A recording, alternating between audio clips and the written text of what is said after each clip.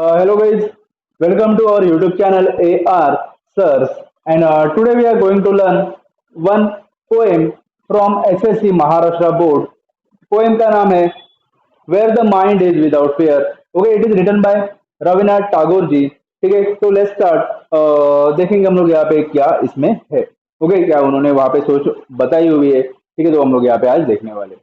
Okay, तो चलिए guys start कर रहे हैं. ठीक है, first will see the information about the poet. ठीक है, तो यहाँ पे उनकी इंफॉर्मेशन दी हुई है. रविन्द्रनाथ टैगोर. ठीक है, 1861 से लेके 1941 का इनका पीरियड है. And was the author. Author means what, writer. Okay, तो देखिए गाइस. ठीक है, इन बिटवीन में आपको यहाँ पे मीनिंग्स भी बता दे रहा हूँ. ठीक है, और बाद में होल एंड सोल जो भी मीनिंग्स है आपको डिस्क्रिप्शन में मिल जाएंगे. ओके, तो अभी भी आप यहाँ पे पेन और बुक, आपका नोटबुक लेके बैठ सकते हो और यहाँ पे जो भी मीनिंग्स है उसको नोट डाउन कर सकते हो. या फिर अगर बाद में आप एंड ऑफ द लेक्चर आप वहां पे जाके जो डिस्क्रिप्शन बॉक्स है वहां पे जाकर आपको आपको उसका पूरा डिटेल्स भी मिल जाएंगे. जो भी मीनिंग्स है मैं वहां पे डालते जाऊंगा. तो देखिए, तो was the author of Gitanjali and profoundly sensitive, fresh and beautiful verse. Okay, तो देखो, तो यहाँ पे उन्होंने बोला है कि ऑथर है, मतलब ये राइटर है. Writer of what, Gitanjali. आपको पता रहेगा गीतांजलि के लिए इनको नोबेल प्राइज भी मिला हुआ है. ठीक है, ये जो उनका लिटरेचर जो उन्होंने किया था, ये जो क्रिएशन उनका था, उसके लिए उनको नोबेल प्राइज मिला हुआ है. ठीक है, and it's profoundly sensitive. Profoundly means extremely, बहुत ज्यादा. ठीक है, तो sensitive, fresh and beautiful verse. Verse मतलब हम लोग इसे पोएट्री कह सकते हैं. ठीक है, ये बहुत सेंसिटिव पोएट्री है. ठीक है, और बहुत फ्रेश ऐसी पोएट्री है. Okay, he became the first non European to win the Nobel prize in literature in 1913. अभी हम लोग यहाँ पे इंग्लिश सीख रहे हैं. ठीक है, इंग्लिश हम लोग का यहाँ पे जो सब्जेक्ट चालू है इसमें लिटरेचर ये वर्ड बार बार आने वाला है. तो मैं लिटरेचर के लिए आपको एक सिमिलर वर्ड बता देता हूँ या फिर सिमिलर मीनिंग बता देता हूँ. Literature means what, written work. जो भी रिटर्न वर्क जो राइटर्स करते हैं, जो पोएट्स करते हैं, उसको कंबाइनली हम लोग लिटरेचर कहते हैं. ठीक है, तो यहाँ पे ठीक है इन्होंने 1913 में लिटरेचर के लिए प्राइज जीता हुआ है, नोबेल प्राइज जीता हुआ है. ठीक है, और ये फर्स्ट नॉन यूरोपियन पोएट है या फिर ऑथर है जिनको यहाँ पे ये नोबेल प्राइज मिला हुआ है. Okay, this poem is one of his vastly. Vastly means hugely, बहुत ज्यादा पैमाने पे. ठीक है, तो vastly red and discuss poem. तो इस पोएम को बहुत ज्यादा लोगों ने रीड किया हुआ है, बहुत ज्यादा डिस्कशन किए गए इस पोएम्स के ऊपर. It was originally compose. Compose means made. ठीक है, तो देखो in Bengali and later he himself translated into English. तो देखो इस पोएम को सबसे पहले जब बनाया गया तो उस बंगाली लैंग्वेज में बनाया गया, क्योंकि we know that right, Rabindranath ji right was a Bengali. उनकी जो मदर टंग थी वो बंगाली थी. इसके से फर्स्ट इसको बंगाली में बनाया गया. Then again it was translated in English by himself only. उन्होंने ही खुद उसको क्या किया, फिर बाद में इंग्लिश में ट्रांसलेट किया. ओके, तो इसका मतलब अभी हम लोग ये जो पोएम पढ़ने वाले हो उन्होंने ही ट्रांसलेट की हुई पोएम है. Okay, this poem is from his Nobel prize winning anthology. अभी anthology means what, collection of poems. ठीक है, जिसका नाम है गीतांजलि. तो गीतांजलि नाम का जो उनका बुक है जिसमें पूरे पोएम्स उन्होंने कलेक्शन करके रखे हुए, बना लिखे रखे हुए. तो उनमें से ये एक पोएम हम लोग यहाँ पे देखने वाले, where the mind is without fear. Okay, तो चलो गाइस यहाँ पे थोड़ी और कुछ इन्फॉर्मेशन उन्होंने दी हुई तो वो भी हम लोग यहाँ पे देखते हैं. तो Tagore lived during the time when India was ruled by British. हम लोग को पता है. ठीक है, इंडिया के ऊपर ब्रिटिश ने नियर अबाउट 150 ईयर्स वहां पे रूल किया हुआ है और टैगर उस पीरियड में रहते थे. ठीक है, in this poem, beside political freedom from British, Tagore also appeals to God and for social, educational and economic freedom for the people of India. देखो अभी यहाँ पे ठीक है, हम लोग के जो फ्रीडम फाइटर्स थे वो हम लोग के इंडिया को फ्री तो करना चाहते थे, लेकिन आपको ये भी अच्छे से याद रहेगा कि हम लोग सिर्फ वहां पे सिर्फ ब्रिटिश के ही अंडर नहीं थे, उनके इन्फ्लुएंस में नहीं थे, उनका ही हम लोग के ऊपर कंट्रोल नहीं था. तो हम लोग के ऊपर बहुत सारे ऐसे सोशल कस्टम्स थे, जो प्रथाएं थी, जिसके भी अंडर हम लोग दब चुके थे. ठीक है, तो यहाँ पे जो रविंद्रनाथ जी है वो यहाँ पे कोशिश कर रहे हैं कि ना कि सिर्फ हम लोग का इंडिया, हम लोग का जो भारत है वो ब्रिटिशों के कंट्रोल से निकल जाए, वहां से हम लोग को सिर्फ फ्रीडम मिले, ऐसे ही नहीं चाहते. तो और भी हम लोग को कहाँ कहाँ से फ्रीडम चाहिए, तो देखो सोशल. ठीक है, हम लोग की जो सोसाइटी है वो भी मेंटली फ्री हो जाए. ठीक है, एजुकेशनल, हम लोग को पता है वहां पे बहुत सारा डिस्क्रिमिनेशन था, भेदभाव था, gender discrimination, male and female. बहुत सारा कास्ट डिस्क्रिमिनेशन था, तो उसके वजह से एजुकेशन सबको नहीं मिलता था, तो उस एजुकेशन से भी वो फ्रीडम चाहते हैं।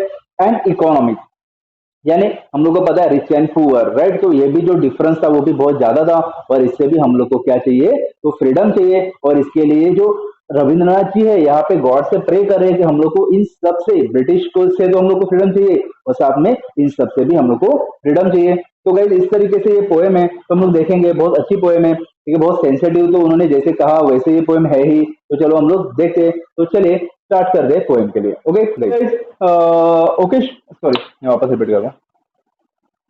ओके स्टूडेंट्स, तो अभी हम लोग यहाँ पे शुरू कर रहे हैं poem, where the mind is without fear. Okay, तो चलो देखते हैं यहाँ पे क्या है पोएम। हम लोगों ने इन्फॉर्मेशन तो ले ली, जो पोएट थे हम लोग के रविन्द्रनाथ टैगोर जी। अभी हम लोग यहाँ पे आगे देख रहे हैं, पोएम को शुरुआत कर रहे हैं। तो where the mind is without fear, ठीक है। अभी देखो हम लोगों ने जैसे देखा था, रविन्द्रनाथ टैगोर जी, इनको ना कि सिर्फ हम लोग का जो देश था वो फ्री चाहिए था, बल्कि इनको और क्या चाहिए था, तो हम लोग का जो देश था वो जो सोशल इनजस्टिस है, जो इकोनॉमिक इनजस्टिस है, एजुकेशनल जो इनजस्टिस है, तो इन सब से भी ये फ्री चाहिए था। तो देखिए इनको किस तरीके से हम लोग का कंट्री चाहिए। ओके बेटा, या देखा हो का करी, थोडा लक्ष द्या. ओके, समजून घ्या कशा प्रकारे मी शिकवतोय, ठीक आहे, महत्वाची पोएम आहे, तो देखा या देखा.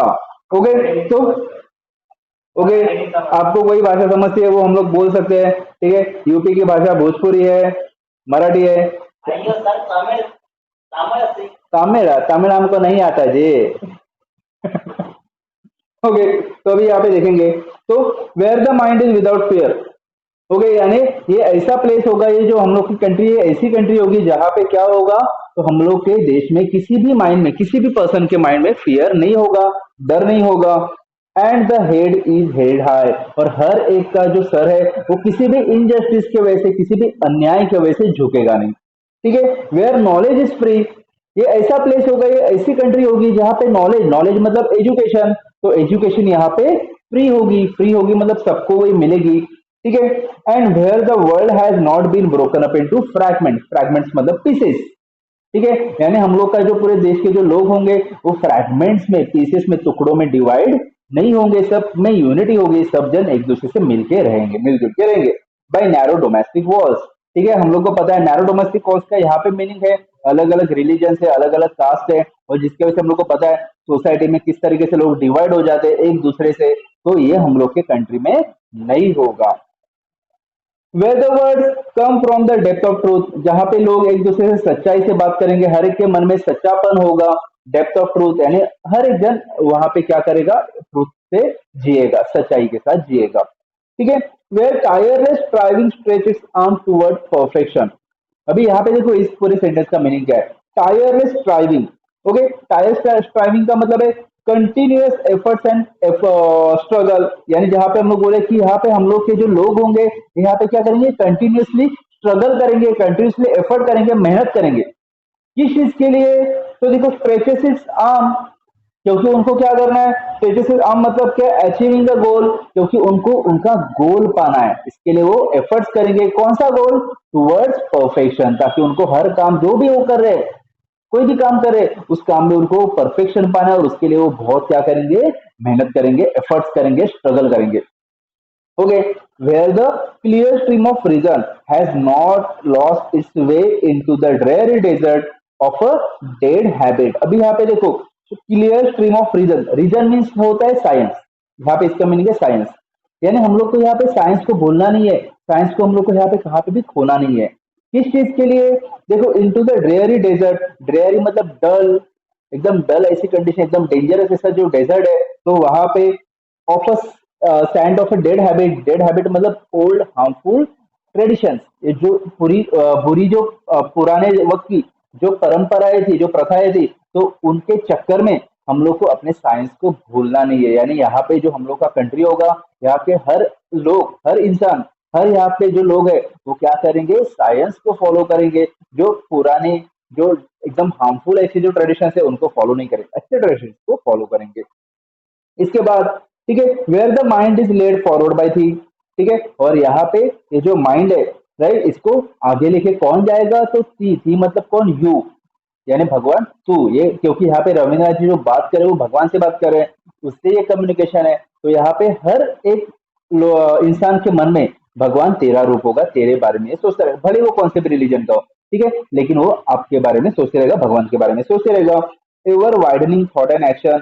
वाइडनिंग थॉट, वाइडनिंग मतलब एकदम ब्रॉड माइंडेड, यानी एकदम अच्छे तरीके के, राइट, इस तरीके से हम लोग, जिसे ब्रॉड माइंडेड मतलब हम लोग क्या कह सकते हैं कि जो लोग, राइट, हमेशा खुल के सोचते हैं, राइट, कोई भी बुरे चीजों में फंसे नहीं रहते, तो ऐसे तरीके से हम लोग क्या करेंगे, यहाँ पे थॉट्स रखेंगे हम लोग के, इस तरीके से एक्शन हम लोग करते जाएंगे, यानी गुड थॉट्स, गुड एक्शन, ठीक है। Into the heaven of freedom. अभी हेवन ऑफ फ्रीडम मतलब भी देखो क्या वही बोला है वापस, ठीक है, यहाँ पे यानी ये ऐसा प्लेस होगा जहाँ पे सब जन क्या है, गुड थॉट्स सोच रहे हैं, ठीक है, गुड एक्शंस कर रहे हैं, गुड वर्ड्स बोल रहे हैं, तो ऐसे जगह पे ये क्या करने वाले हैं, तो हम लोग यहाँ पे रहने वाले, हम लोग का कंट्री इस तरीके का होगा, ठीक है। तो my father let my country awake, तो मेरे फादर, यानी वापस से फादर किसको बोला है, गॉड को ही बोला। देखो मैंने कहा था ना, ये कम्युनिकेशन किसके साथ है, गॉड के साथ है।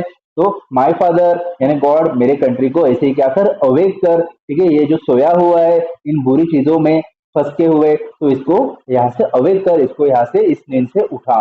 ओके गाइस, तो इस तरीके से ये जो पोएम थी, बहुत अच्छी पोएम थी, रविन्द्रनाथ टैगोर जी ने लिखी हुई, ठीक है, भले छोटी सी पोएम है लेकिन इसका मीनिंग बहुत बड़ा है, ठीक है। तो इसको अच्छे से सीखिए, और इसके जो भी वर्ड्स रहेंगे, जो मीनिंग्स है इनके, तो मैं यहाँ पे डिस्क्रिप्शन में नीचे देता हूँ, तो वो भी आपको एडिशनल एडवांटेज होगा। और अगर कुछ भी डाउट है तो मुझको नीचे कमेंट बॉक्स में लिख के भेजिए। तो अभी के लिए यहाँ पे मैं रुक रहा हूँ गाइस, ठीक है, आगे और भी लेक्चर्स आते रहेंगे, मेरे आते रहेंगे, अमोल सर के आते रहेंगे, ठीक है। तो आप हम लोग से हमेशा कांटेक्ट में रहिए, और इस तरीके से बहुत सारा नॉलेज गैदर कीजिए, और हम लोग के चैनल AR सर्स को लाइक, शेयर और सब्सक्राइब करना मत भूलिए। Okay, thank you guys, bye.